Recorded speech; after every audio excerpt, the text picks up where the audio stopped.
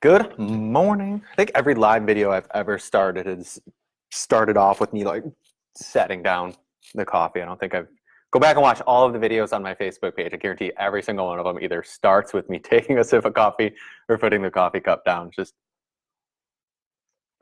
the coffee's awesome. What are you gonna do? Drink it all day. Welcome. Today's webinar is ear infections. So again, continuing on our series of the early morning webinars. I know it's spring break right now, but usually I'm doing these in the mornings because the information that I'm given right now in this series is really little kid focused, mom focused. So kids at preschool, mom's at home waiting for a kid to come back to pick up. So figured this is a pretty good time to go away, little guy. I love all the plants in my office, but those little black gnats that live in the dirt, feels bad. They're everywhere. So, ear infections. The largest percent of pediatric visits are for ear infections. And the way I want to start this off is, let me tell you a quick story. So when my daughter was going to a dance class, maybe 2 years ago, we would sit in the room and listen to all of the other moms talk about what round of antibiotics they were on, how many tubes their kid has had, or have they had enough ear infections, basically multiple, and did the antibiotics work for them because they wouldn't do tubes until they had X amount of visits. And they were actually talking like, yeah, we're only on ear infection round number 2, but after 3, they'll do tubes. And like they were actually hoping that that was going to be the result because the antibiotics weren't working. So they were just kind of playing the game, going through the process, hoping to be able to get that done and out of the way so that they could do the tubes. So it is very common, but they were talking about it as if it was normal. And that's a huge thing that I stress in my office. As common as things are, like, you know, a bunch of people that are on blood pressure medicine, but that's not normal. The heart shouldn't work in a way that one day we would develop blood pressure medicine and then put that into the body and then the heart will work great. The heart should be able to work without blood pressure medicine. So when you see something not working the way that it's designed to, you should sit back and go, well, how come? A ton of people, a ton of kiddos are having ear infections, but we are now using the word common and normal to mean the same thing, and we should not. Common and normal are very, very different. Ear infections are common. They are not normal. This is not how the human body should be behaving. So huge difference between common and normal. Kids should be healthy. Kids should be healthy. Kids should be thriving. Everybody should be healthy and thriving. Health should be the default. It's not something that when you're born, you're constantly trying to reach and try to find that thing to make you healthy. Your body was designed to be healthy and it knows how to be healthy. We just need to change our definition and change our paradigm as to what health means in order to be able to obtain that. So how come some kids get ear infections, multiple ear infections, and other kids don't get them at all? Even kids within the same household. The older brother might get them and the younger one doesn't get them at all, and the other one's on their 3rd round of tubes, but the younger one is never even affected by it. So we're going to talk about 2 types of ear infections specifically. We're going to do otitis media and otitis externa. So otitis media is when the fluid gets behind the eardrum, and I do have a diagram, my awesome drawing. I'll bring that up here in a minute, but otitis media is when fluid gets behind the eardrum. That's your most common one. Otitis externa is the fluid outside of the eardrum. That's typically referred to as swimmer's ear, if you've ever heard of it said that way. So media, behind eardrum, externa, outside eardrum, swimmer's ear. Now, important part, 80% of ear infections are viral. So you heard me say earlier, what round of antibiotics are we on? An antibiotic isn't going to work if it's viral. And if 80% of ear infections are viral, those antibiotics are not going to do their job. So it is very important to get a culture. If we're going to go the antibiotic route, we need to know that it is truly bacterial induced. We need to know that that's what the cause is, or else that bacteria isn't going to do anything. So some of you might be saying, well, if the antibiotic doesn't do anything, then it's not going to do anything, but who cares? An antibiotic can't hurt me. No. Yeah, but no. There's consequences to having an antibiotic when you don't need to have it, and we're going to talk about that. So an ENT should be taking a culture to see if a bacteria is actually the cause of this, therefore might warrant an antibiotic.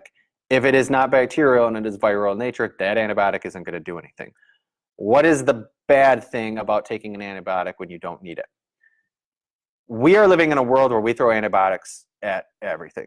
Regardless of whether we know what's causing it, we go, well, just to play it safe, it might be bacterial, so take this antibiotic, because we live in a world where we go, it's not going to hurt you. If it ends up not being bacterial, at least we played it safe and it's not going to affect you. That's not true. A couple of things that we're going to shoot ourselves in the foot when we take an antibiotic. If you take an antibiotic and we take a lot of them, you're going to be creating superbugs. You're making things stronger because now those things, you increase the amount of times that they have seen that antibiotic, and then they adapt, they change, and they get stronger as a result. So there's a documentary, you can probably find it on YouTube. I think I did an old webinar and used a clip of it. You could probably dig into my Facebook page and find it. But Vice, before they had their own channel, Vice was on HBO, and they would just do like hour-long segments, half-hour-long nightly segments and things like that. But they did a episode where they were talking about antibiotics. And they went into the rainforest with one of the lead guys whose job it is to find plants that could potentially be used as medicine, antibiotics specifically. And it's kind of a difficult episode to watch because it's pretty grim. So they talked to this guy, and he essentially says, even if I find something today, we might not be able to use it on people for a decade.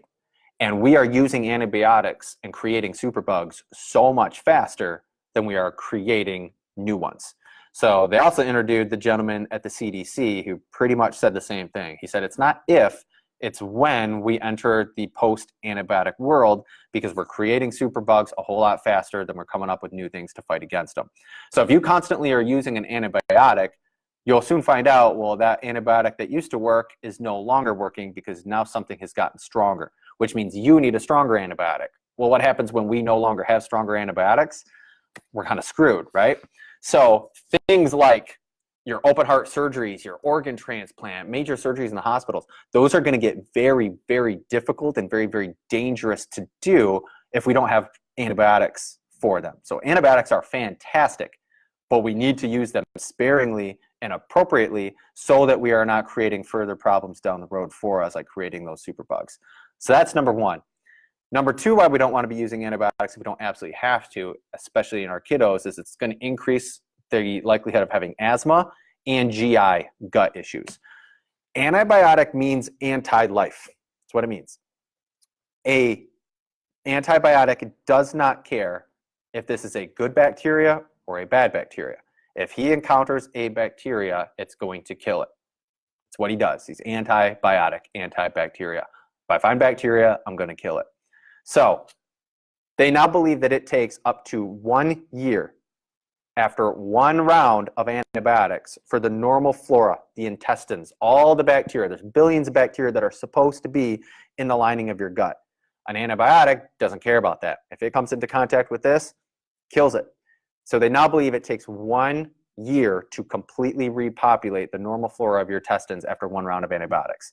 Now you have a kiddo who's 2, 3 years old, and they've already been on 3 or 4 antibiotics for ear infections that maybe weren't even bacterial in the first place, and now they're starting to have digestive issues. A lot of your immunity resides in your gut, and you're just creating a problem after a problem after a problem, and it starts to snowball. So those are our 2 biggest reasons why we don't want to be using antibiotics if we don't absolutely have to. A, creating superbugs. B, we really upset the normal flora of our intestines, and that can lead us down a whole other path of problems that we don't want to deal with. So, coffee. Starbucks. Take sponsors. I love Starbucks. The blonde roast should, did I rant about this in my last webinar? The blonde roast should always be the default. Get Pike out of here. I hate it when I go in at 3 o'clock and I go, I want a venti blonde. And they go, it's on pour over. Will you wait 10 minutes? No, I'm busy. You got things to do, but blonde should always be the default. Side note. Side note. Okay. Now let's talk ear infections. So we talked about antibiotics and how they usually handle it. Now let's talk about the ear infection specifically. What is causing the ear infection? Your body is made up of a whole bunch of fluid, right? Fluid is everywhere in your body. Mucous membranes, the blood, saliva, water. There's a lot of fluid inside your body. That fluid should be moving though.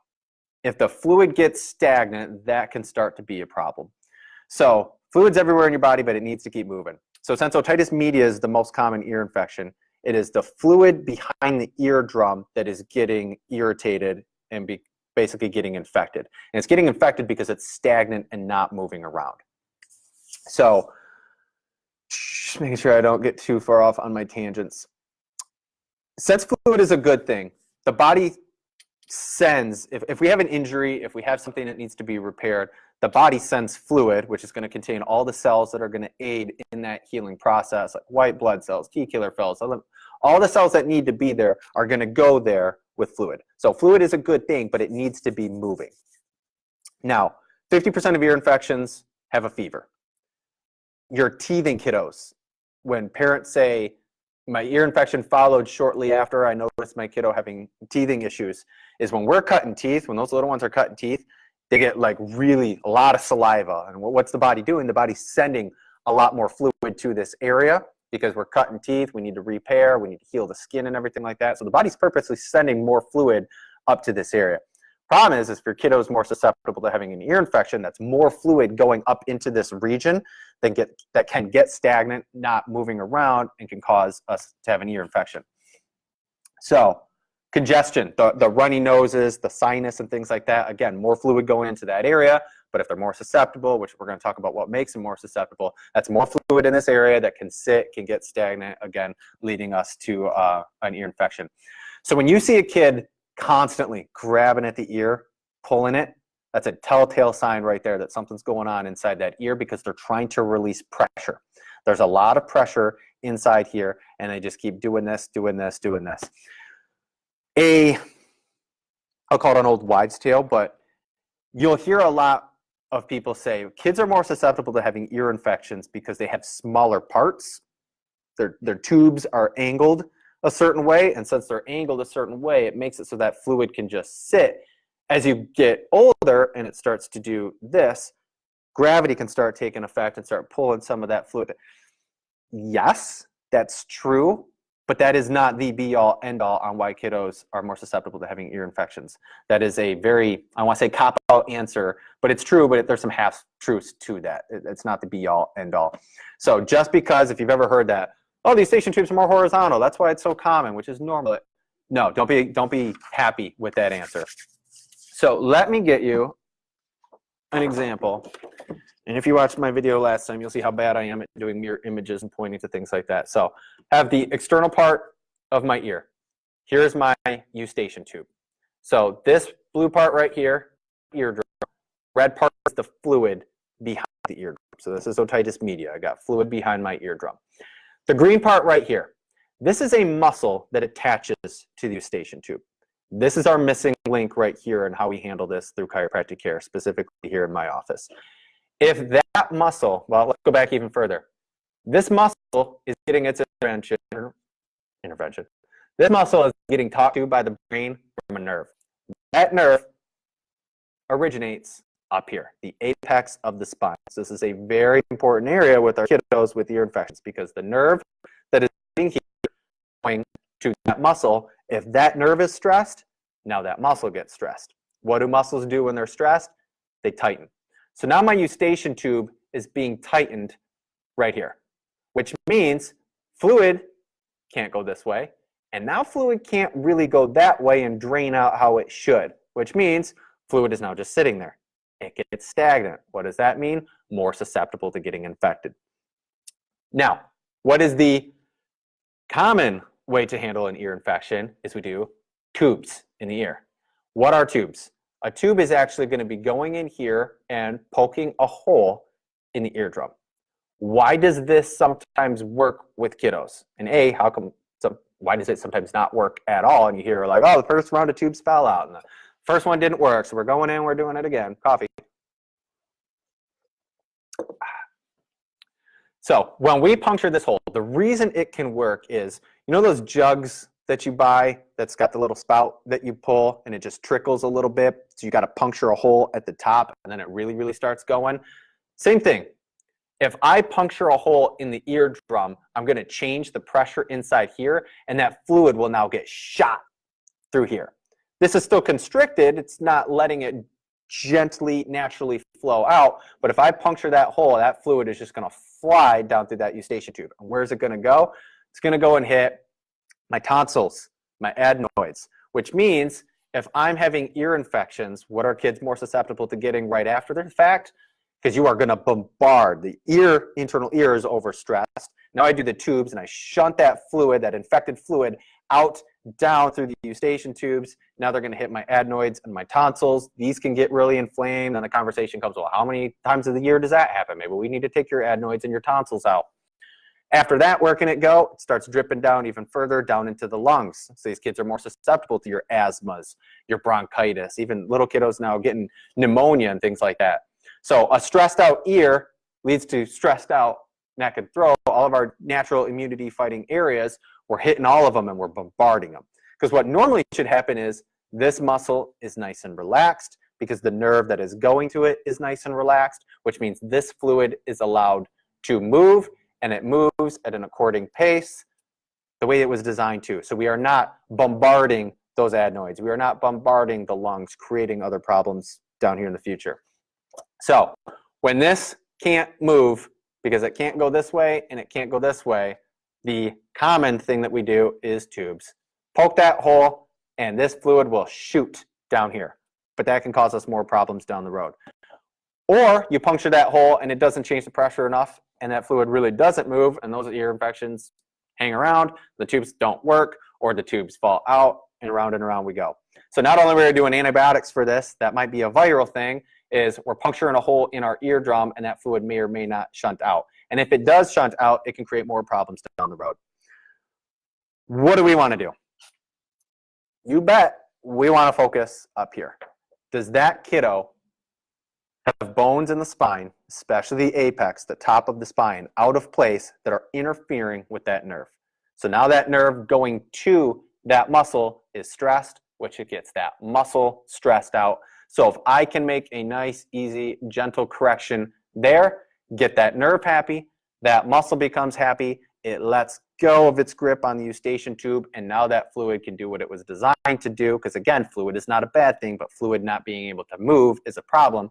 That fluid can start flowing, it can start dripping down the back of the neck, it is not bombarding my adenoids and my tonsils and my lungs and things like that. It's doing its job, moving how it should, and we don't have these issues. So we see ear infections clear up a lot under chiropractic care here in this office because we are focused on the cause of why that fluid can't move, not going, okay, well, let's just poke a hole and let's just get it moving again. It's not answering the question. Any single thing that I see in the body, I go, okay, well, that's how the body is behaving, but I don't want to just change its behavior. I want to walk it back and figure out, well, why was the body doing that in the first place? Because if you don't figure out the why behind the body doing what it was doing, chances are any results that you have are going to be temporary. You live in a world where you can swallow pills, shots, potions, and lotions and make it chemically you no longer experiencing that thing. But unless you figure out why the body was doing it, it's probably going to be temporary relief. We've got to get back to the root cause. So in our office, we are very, very focused on the apex of the spine for a multitude of reasons. So much, in fact, that our next webinar is actually called the apex. I'm going to talk about this area very, very in-depth and in detail because many kids have this adjusted, but their ear infections don't go away, or this doesn't go away, or this doesn't clear up, or the body doesn't start regulating X, Y, and Z. This is a very unique area biomechanically, and it has to be adjusted that way. So I am an apex specialist, so this is my world. I check everything, but I'm always focused on this area because if this area is not right, nobody can be right. So specifically getting back to our ear infections, if this is out of place and it's got that nerve stressed, that muscle gets stressed, eustachian tube gets clenched, and now my fluid can't move between eardrum and eustachian tube. It sits there, it gets infected, and there's your ear infection. Kiddos are constantly going to be pulling at their ears, trying to get that pressure. You can go the common route, but I think a lot of parents now are going, I don't want to keep giving my kids antibiotics, and we're on our third round of tubes. If tubes worked, if that was the cause and the fix of an ear infection, tubes should work the first time, all the time. But a lot of kids are on their third round and it's still not doing anything. So you know that there's something missing from that equation, and I hope you realize now that you're right. There is something missing from that equation, something internal that we need to correct. So how do we check that here in our office? We have special technology used that we can actually scan to actually see what's going on in here. How imbalanced is the nervous system? How are the muscles working? So that is something that we use on our kids to actually see, take all the guesswork out, because I want to know that I know that I know, not just feel around the neck and go, yeah, it feels like it's out. I want to know exactly what this body is doing, what the nervous system is doing, and therefore how do I make a correction and what needs to be done. So if that sounds like something you're interested in, we always do complimentary consultations. You can come on in, bring your kiddo, talk to me, we'll sit down, how many ear infections have we had, how bad are they, how often do they get them. We can talk about what it looks like getting a set of scans on this kid, see where their body is at and what they're doing, and how we would go about to correct it. So if that is something you're interested in, please comment below. If you have any questions, or just call the office. If you have any questions about anything that I discussed, please comment below and I'll be more than happy to answer them. Hopefully answer them on here, because if you got a question, same person probably has the exact same question. So please comment below and I will get those questions answered for you. And until next time, I believe it is next week, Thursday, is our next webinar, and that is all going to be about the Apex. So if you found this information helpful, please, please, please share it. I know we're slowly getting out of sick season, but what are you going to see a lot of? The trees start blooming, the flowers start blooming, a lot of things. Again, more fluid is going to start coming into those areas as the body is reacting to all the new things that it has to deal with. And if they're more susceptible, we could start seeing a huge increase in ear infections. So let's get ahead of the game. Let's get this taken care of, get those kiddos checked out, and let's thrive. All right, please share this video with anybody that you think would be benefited from it. And if you have any questions, comment below. If you'd like to make an appointment, go ahead and give us a call and schedule that complimentary consultation. Until next time, enjoy your day. Love y'all. Bye.